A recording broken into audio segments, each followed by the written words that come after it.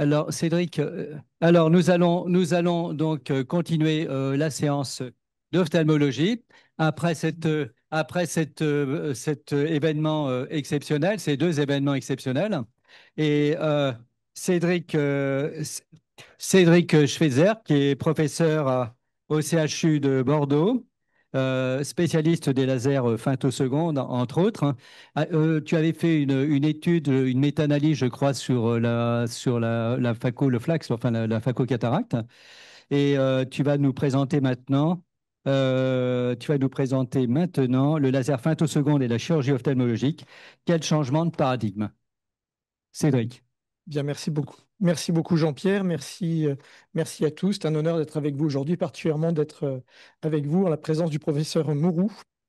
Donc, je vais vous parler des applications du laser femtoseconde en chirurgie ophtalmologique. Donc, les ophtalmos qui sont dans cette salle connaissent très bien l'intérêt des lasers femtosecondes et donc il est intéressant de communiquer cela auprès de nos autres collègues chirurgiens.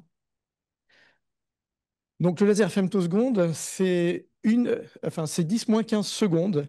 Donc, pendant que une seconde de lumière fait 8 fois le tour de la Terre, 100 femtosecondes traversent le diamètre d'un cheveu. Donc, ce qui est quand même très bref, d'où l'innovation technologique. Qu'est-ce qui se passe en pratique dans les tissus? Eh bien, tout d'abord, il y a la formation du plasma sous l'effet d'une ionisation tissulaire. En fait, ce sont les photons, vous m'arrêterez, professeur Mourou, si je me trompe, hein, mais ce sont les photons qui sont éjectés de l'atome et lorsqu'ils reviennent à leur état basal, eh bien, il y a une onde de choc acoustique, une bulle de cavitation et un collapse. Il y a un effet de photodisruption tissulaire. Ce laser femtoseconde émet dans l'infrarouge. Et donc, l'intérêt, c'est que ça fait des découpes en timbre poste très précises, sans effet thermique collatéral lié à la durée d'impulsion qui est effectivement très brève. Donc, ça crée des incisions en timbre poste qui sont très précises en localisation, en taille, en profondeur et surtout très reproductibles, avec très peu d'effets secondaires sur les structures environnantes. Alors, il y a trois applications principales, la cornée, le cristallin et le glaucome. Alors, la cornée, c'est l'application, je dirais, principale qui a passé le stade du soin courant actuellement. Donc, vous voyez ici, cette figure qui paraît assez dense, mais qui montre l'imagination humaine et tout ce qu'on peut faire en termes de découpe au niveau de la cornée, tout ce que le laser nous permet de réaliser. Donc, vous voyez, en haut à droite, c'est une image OCT, qui est une imagerie de haute résolution, où on peut analyser les structures tissulaires à plus ou moins 5 microns, et on voit la découpe que peut réaliser le laser femtoseconde, qui correspond exactement à ce qui est anticipé par rapport au préopératoire. Et donc en chirurgie de la cornée, l'application principale, c'est la chirurgie réfractive cornéenne. Et je vais vous montrer quelques exemples, mais pas seulement. Il y a aussi les greffes de cornée, où effectivement avant on trépanait et on suturait. Donc c'était effectivement des chirurgies qui étaient très précises, mais qui pouvaient manquer de reproductibilité dans le geste et dans les résultats visuels et anatomiques. Et grâce à l'amélioration des lasers femtosecondes et d'autres améliorations également, eh bien, les découpes sont plus précises et les récupérations visuelles sont plus précises. Et ça permet des découpes lamellaires et donc plus des greffes de cornée transfixiantes. Alors, la chirurgie réfractive de la cornée, c'est approximativement 100-120 000 actes tous les ans en France. Il y a quelques années, la découpe cornéenne était réalisée avec une lame, tout simplement, et donc quelque chose d'assez mécanique. Donc, même si vous n'êtes pas ophtalmo, je pense que vous pouvez vous rendre compte que c'était un moment qui était probablement un petit peu stressant à l'époque pour le chirurgien et probablement pour le patient, puisqu'il devait y avoir le son qui allait avec. Et donc, le principal risque de cette découpe, même s'il y a eu beaucoup d'améliorations, et c'était quand même une chirurgie sûre, parce que c'est quand même une chirurgie fonctionnelle, donc il ne faut pas que ça se complique, bien malgré tout, le risque de perforation du volet n'était pas négligeable. Et dans les séries, ça allait de 0,05% à 0,5%, c'est-à-dire parfois un cas sur 200 dans les séries les plus anciennes. Et donc, l'intérêt de faire des découpes au laser femtoseconde, c'est d'avoir des découpes beaucoup plus précises. Et ces taux de perforation cornéenne sont inférieurs à 0,01% à présent grâce à cela. Cette étude, parce qu'en fait, il n'y a pas vraiment de méta-analyse précise, parce qu'il n'y a pas vraiment eu d'études prospectives randomisées en chirurgie réfractive cornéenne, mais il y a eu des études, des revues un peu systématiques. Et donc, vous voyez ici ce forest plot qui résume un peu les résultats d'épaisseur du volet cornéen qui était prévu et par rapport à ce qu'on a réellement obtenu. Et donc, en haut, la figure en haut représente le LASIK avec la lame de microkératome, la lame de rasoir, et le laser femtoseconde. Et donc, vous pouvez voir, même si on ne voit pas bien les chiffres, que la découpe correspond plus à ce qui est anticipé en préopératoire dans le laser femtoseconde par rapport au microkératome, où on voit qu'il y a un peu plus de dispersion des épaisseurs. Chirurgie du cristallin, une autre chirurgie qui est très fréquente en France et dans le monde. On réalise actuellement 1 million, un peu plus d'1 million de chirurgies de la cataracte tous les ans en France, hein, avec un âge moyen qui ne change pas. Notre population vieillit et donc les besoins en chirurgie de la cataracte augmentent également. Donc c'est une technique qui, pour le coup, est l'une des plus reproductibles en médecine, avec moins de 5% de complications anatomiques et post-opératoires. Et donc, le laser femtoseconde a cherché à se développer dans cette application clinique. Donc, pour passer de la chirurgie au laser femtoseconde sur la cornée à la chirurgie au niveau du cristallin, il y avait un certain nombre d'obstacles techniques, un certain nombre de contraintes. Tout d'abord, la cataracte, c'est un tissu qui est opaque. Les tissus sont plus profonds, alors que la cornée, évidemment, c'est un tissu transparent de surface. Et puis, il nous fallait une découpe tissulaire en 3 dimensions avec pour le coup une délivrance importante d'énergie et un nombre important de bulles de cavitation à l'intérieur de l'œil. Donc il y avait quand même un certain nombre de contraintes techniques à relever. Et donc pour qu'un laser femtoseconde puisse être appliqué à la chirurgie du cristallin, il fallait que ce laser puisse réaliser les incisions cornéennes, a priori faciles, avec les antécédents au niveau de la chirurgie réfractive cornéenne, le capsulorhexis antérieur, c'est-à-dire l'ouverture antérieure de la capsule du cristallin, et ce qu'on appelle la phacofragmentation, le fait de broyer le cristallin au laser de façon à l'extraire plus facilement. Et donc, pour que le laser femtoseconde puisse fonctionner, bien, il y a une imagerie de haute résolution que vous voyez sur la vidéo qui permet d'avoir une reconstitution tridimensionnelle de l'œil, qui permet de délimiter des zones de laser en vert et des zones de sécurité euh, par rapport aux structures environnantes qu'on cherche à préserver, notamment le bord pupillaire et la capsule postérieure du cristallin. Il y avait aussi un système d'interface œil-machine à développer de façon à arrimer l'œil à la machine de façon à ce qu'il y ait le moins possible de mouvement oculaire et le moins de problèmes d'interface qui puissent limiter les performances du laser. Et enfin, le faisceau laser en Un lui-même. peuple arabe avec 20 pays indépendants. C'est bon, pardon. Et donc un faisceau laser qui devait garder le même effet en X, Y, Z en 3 dimensions sur toute la profondeur du tissu. Et donc la profondeur est quand même assez importante. Un cristallin cataracté peut parfois faire 1000 microns d'épaisseur, donc c'est quand même assez épais. Nous avons donc réalisé en France une étude multicentrique, prospective, randomisée. Vous savez tous, chirurgiens, que ce n'est pas toujours facile de mettre en place des études prospectives randomisées en chirurgie avec le patient parfois en insu du traitement. Donc c'est ce que nous avons réalisé. On a inclus 1500 patients. Ils étaient randomisés soit dans la chirurgie standard par les ultrasons, soit la chirurgie assistée au laser femtoseconde. Bientôt, qu'on peut constater sur ce tableau la moyenne d'âge hein, qui était de 72 ans et qui est donc évidemment comparable entre le groupe femtoseconde ici et le groupe phacoemulsification. On constate ici qu'il s'agit d'une classification de la sévérité de la cataracte et donc de la dureté du cristallin. Il s'agissait réellement de cataracte hein, et il y avait évidemment, comme c'était randomisé, une répartition très équivalente entre les deux bras à l'étude. L'intérêt de cette étude également, c'est qu'on avait essayé de déterminer un critère composite qui tenait compte du taux de complications anatomiques, père et post-opératoire, des résultats réfractifs par rapport à la cible qui est anticipée, des résultats visuels, donc les patients qui avaient 10 dixièmes, et le taux de changement d'astigmatisme cornéen. Puisqu'on sait que les résultats anatomiques sont très bons, 95% de succès, 80% de patients qui ont 10 dixièmes d'acuité visuelle, le taux d'erreur réfractive est aussi très bon à 81%, mais le fait de créer un critère composite fait que pour que le patient remplisse toutes les cases, ben finalement, c'est un peu moins fréquent que ça, et donc on est à 50% de succès complet.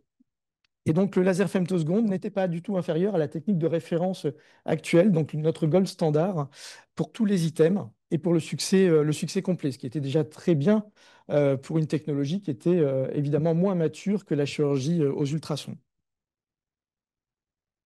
Et en revanche, la faiblesse actuelle, en tout cas, des lasers femtosecondes, c'est le coût, puisqu'il faut que ça puisse s'intégrer dans un modèle médico-économique qui fonctionne. Et donc, on a réalisé une analyse coût-efficacité On avait sur la ligne horizontale l'efficacité du traitement par rapport à la technique de référence et sur la ligne verticale les coûts.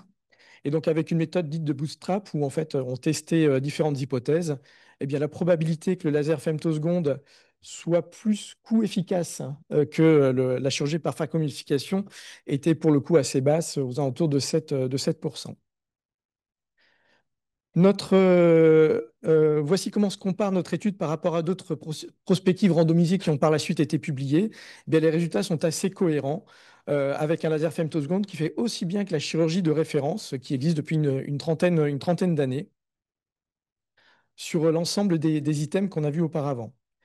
Et donc, il pourrait y avoir un sujet de sécurité au niveau de la cornée, parce que la cornée est un tissu noble, et notamment la face interne de la cornée, qui a des cellules endothéliales qui n'ont pas de capacité régénérative, et donc il faut absolument les préserver lorsqu'on réalise une chirurgie. Eh bien, le laser femtoseconde n'induisait pas de perte endothéliale supérieure à la chirurgie par phacoemulsification. D'autres indications, donc ça c'est une étude qu'on a publiée. Parfois il peut y avoir des phimosis, des rétractions du sac. Et donc on voit que le laser femtoseconde est finalement assez flexible. Et grâce à l'imagerie de haute résolution, ben, en fait on peut vraiment mettre les incisions là où on le souhaite. Et on sait bien que ces phimosis du sac, en tout cas nous ophtalmos, on sait que c'est pas toujours évident à retirer, à disséquer au ciseau. Et donc le laser femtoseconde, pour le coup, même si ce sont des situations qui ne sont pas fréquentes, eh bien nous enlève quand même une belle épine du pied, avec une ablation complète du phimosis euh, et avec très peu de gestes dans l'œil.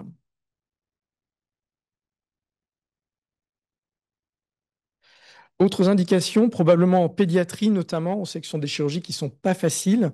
Là, de nouveau, une imagerie OCT de segment antérieur qui analyse les structures en 3 dimensions de l'œil. Il donc parfois y avoir des dystrophies cornéocristalliniennes, dites ici les dystrophies de Peters, ou certaines cataractes de l'enfant. Et les lasers femtosecondes pourraient être intéressants pour améliorer la reproductibilité du geste et donc limiter les mouvements réellement manuels à l'intérieur de l'œil. Et je finirai par laser femtoseconde et chirurgie du glaucome. Là aussi, le glaucome est une maladie très fréquente. 1 million de patients atteints en France. 90% de la population est gérée médicalement. Donc, c'est une pathologie qui est peu chirurgicale. Mais cependant, lorsque c'est chirurgical, on sait que ce n'est pas toujours évident. Et donc, une autre application récente du laser femtoseconde, c'est la réalisation de trabéculotomie, d'ablation du trabéculum, qui permettent l'évacuation du l'humeur aqueuse. Et donc, il permet de créer des fenêtres qui vont permettre d'améliorer le débit d'évacuation et faire baisser la pression intracamérulaire, la pression dans l'œil. Et là, de nouveau, le laser femtoseconde est beaucoup aidé grâce aux imageries en temps réel qui permettent vraiment de focaliser les impacts laser là où on le souhaite. Donc, il y a très peu d'études encore pour le moment sur le sujet. Ça fait des fenestrations de 50 à 200 microns qu'on voit très bien ici, donc avec l'ouverture du canal de Schlemm. Et on voit très bien la petite fenêtre ici. Et donc des baisses pressionnelles de 35% à 24 mois, ce qui est quand même assez important, avec une invasivité qui est plutôt faible. Conclusion et perspective dans le domaine des lasers femtosecondes en chirurgie ophtalmo. Bah, tout d'abord, comme vous le savez, les principes de la médecine basés sur les preuves et basés évidemment sur les preuves scientifiques, le niveau de preuve, les études prospectives randomisées, les méta-analyses qui en découlent, et les facteurs liés aux chirurgiens, la connaissance, les expériences médico-chirurgicales. Enfin bref, il faut que les technologies plaisent aux chirurgiens. Il y a aussi les facteurs liés aux patients, à l'acceptabilité d'une nouvelle technique. Et puis après, il y a évidemment les preuves du système de soins. Et donc, ce qu'on peut quand même dire, c'est que le laser femtoseconde est quand même une technologie qui est mature, qui est une technologie réellement de rupture en chirurgie ophtalmo, qui remplit, je dirais, 3 critères sur 4 pour qu'il y ait un développement plus important. C'est le modèle médico-économique qui est à établir, particulièrement pour la chirurgie du cristallin et aussi pour la chirurgie du glaucome malgré tout. Mais pour la chirurgie cornéenne, les chirurgiens et les patients ont accepté de payer plus cher pour avoir une technologie qui est plus sûre. Et enfin aussi, ce qu'il faut dire en termes de changement de paradigme, c'est que souvent une rupture de soins, enfin de prise en charge, c'est souvent une somme de technologies innovantes. Et donc, vous voyez à gauche la chirurgie actuelle de cataracte par phacoemulsification, qui est très aboutie, comme je vous l'ai dit tout à l'heure. Mais cette technique, elle est apparue dans les années 70. et elle est restée un peu dans l'ombre pendant une vingtaine d'années parce qu'il manquait un certain nombre de choses pour que ça fonctionne. Et ce qui a fait le succès de la chirurgie de la cataracte actuelle, c'est le développement d'implants acryliques qui passent par des incisions de 2 mm, alors qu'avant, ce n'était pas le cas, c'était des implants en PMMA, donc ça ne servait pas à grand-chose de faire des micro-incisions. C'est la réalisation d'un capsule Rexis manuel. On n'y avait pas pensé avant. C'est les produits viscoélastiques qui ont permis de maintenir les structures intraoculaires lorsqu'on faisait les incisions, puisqu'en fait, au développement de la phacoemulsification, c'était trop précoce, et donc il fallait une infusion pour maintenir le volume de chambre antérieure. Et un certain nombre d'autres choses, et aussi les technologies en réalité augmentée, comme vous voyez ici, vous voyez qu'il y a des chiffres, enfin bref, il y a des systèmes de tracking de l'œil qui font que la technique est reproductible. Eh bien, qu'est-ce qui peut se passer pour laser femtoseconde et chirurgie du cristallin? Bien, peut-être que les technologies qui doivent y être associées, c'est peut-être l'intelligence artificielle et une forme de robotisation de la technique, puisqu'on sait qu'elle est très reproductible. Peut-être une amélioration dans les imageries de haute résolution et de réalité augmentée, et peut-être aussi une évolution des lasers pour limiter la délivrance d'énergie intracamérulaire. Voilà, je vous remercie pour votre attention et merci Antoine.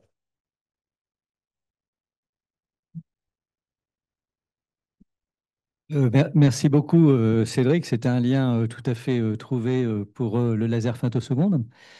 Alors, la cataracte, alors, pour, euh, pour évoquer justement l'indication de l'utilisation du laser femtoseconde en chirurgie de la cataracte, puisque en chirurgie réfractive, c'est incontesté maintenant. Donc, le problème qui se pose toujours pour nous, c'est pour la chirurgie de la cataracte, parce qu'on a déjà une technique qui marche très bien, qui est la phacoémulsification ultrasonique. Donc, c'est le problème dont on parle depuis déjà un certain nombre d'années, dont tu as étudié d'ailleurs Oui. l'intérêt des différentes choses en termes économiques et en termes d'intérêt pour le patient. Comment penses-tu que les choses vont évoluer laser femtoseconde ou phacoémulsification ultrasonique? Tout d'abord, ce qu'il faut dire, c'est que le laser femtoseconde fait, je dirais, déjà très bien, puisqu'en fait, il est au même niveau que la chirurgie par phacoemulsification, qui est la référence depuis une trentaine d'années. Donc, c'est quand même très notable. Et donc, il y a quand même 3 études prospectives randomisées, publiées dans des impact factors qui sont très élevés, donc y compris la nôtre dans le Lancet. Et donc, les résultats sont assez cohérents. Donc, ça montre qu'actuellement, ça n'est pas inférieur. C'est comme les études de médicaments, il y a une non-infériorité de la technologie. Mais sa principale limite, c'est le coût. Donc, il est probable, et donc le fait que la phacoémulsification soit déjà à un niveau très élevé de succès, il faut quand même le reconnaître, hein, 95% de succès anatomique, 80% de patients qui ont 10 dixièmes d'acuité visuelle. Donc, la barre est quand même haute, mais technologiquement, on sait faire. Et donc, il est probable que pour que le femtoseconde puisse s'appliquer au cristallin, il faudra y associer d'autres technologies. Je pense notamment à l'IA ou à la robotisation. Il va faire peut-être on pourra déléguer plus de gestes. Et peut-être, en tout cas, c'est notre hypothèse lorsqu'on a designé l'étude, qu'en diminuant le taux de complications à l'échelle sociétale, parce que 5% de complications, c'est faible, mais on traite 1 million de patients. Donc ces 5%, c'est quand même pas négligeable. Donc le fait d'améliorer de 1 ou 2% le taux de complications, ça peut rendre la technologie, pour le coup, cost-effective, comme on dit dans la littérature. Oui, ça peut se faire, ça peut faire basculer. Alors, c'est vrai qu'en ophtalmologie, nous utilisons beaucoup les lasers, différents types de lasers sur les longueurs d'onde. Et en fait, ce qui fait la différence d'utilisation, on a des lasers avec des effets thermiques Oui. et des lasers sans effet thermique. Et là, on utilise en l'occurrence le femtoseconde parce que il n'y a pas d'effet thermique. Non, il n'y a Voilà. pas d'effets tissulaires Sur le collatéraux femtoseconde, parce que voilà. Voilà. liés Et à la durée collatéraux. d'impulsion qui est très faible. Voilà. Donc même s'il y a une énergie importante qui est délivrée au total, la durée d'impulsion fait qu'il n'y a pas de chauffe. Je parle sous votre contrôle, hein, mais il n'y a pas de chauffe des tissus euh, alentour. Et Oui, remarquable présentation, hein, vous êtes très pédagogue, hein. Bravo. Ben, merci. Et on a peut-être le temps pour une ou deux questions de la salle.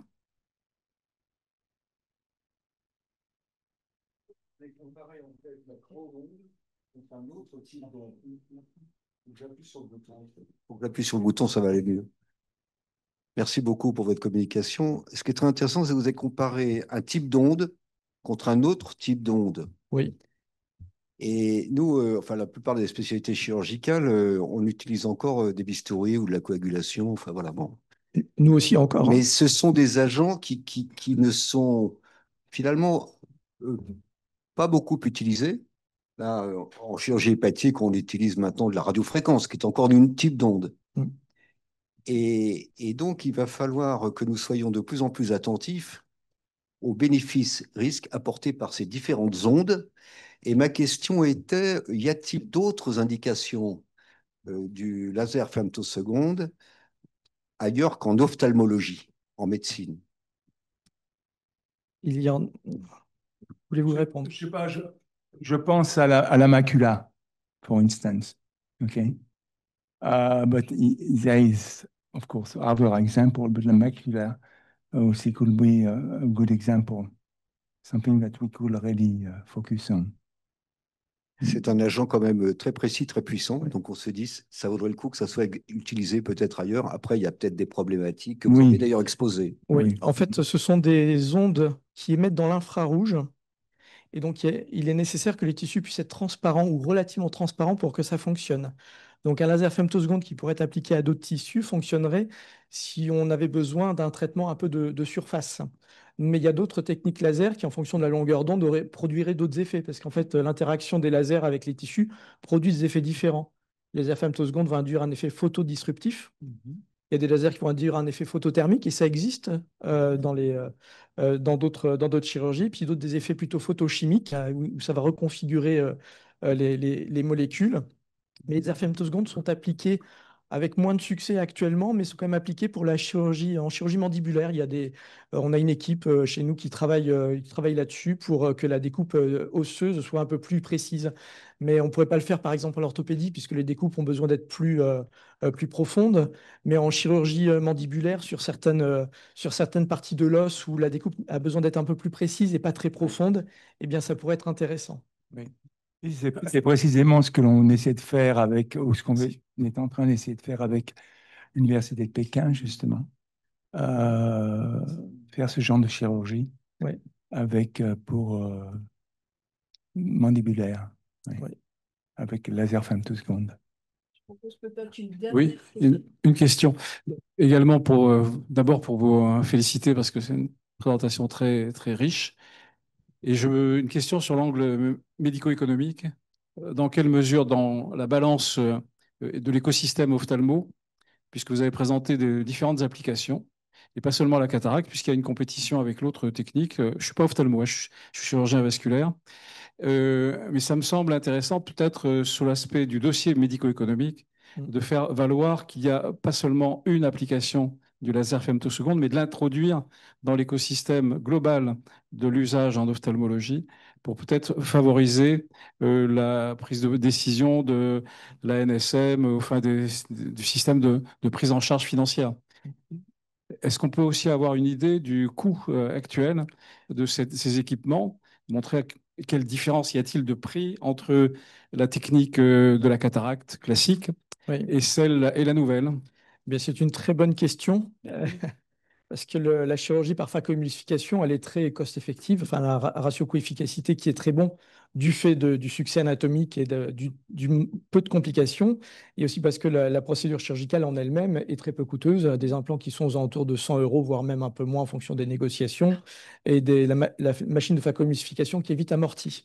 Le laser femtoseconde, c'est un coût d'investissement évidemment qui varie en fonction de ce qui est décidé, parce qu'il y a le coût de la machine qui peut aussi être loué, mais il y a surtout le coût du dispositif pour arrimer l'œil à la machine qui peut parfois être coûteux.